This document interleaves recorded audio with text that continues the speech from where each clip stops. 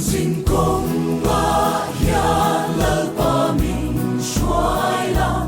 tùy phone tên mình xin cần biểu thoại đó nè đi làm cần lâu hơi qua cần cài ba hiền lâu ngày rồi ô san đâm tu san đâm tu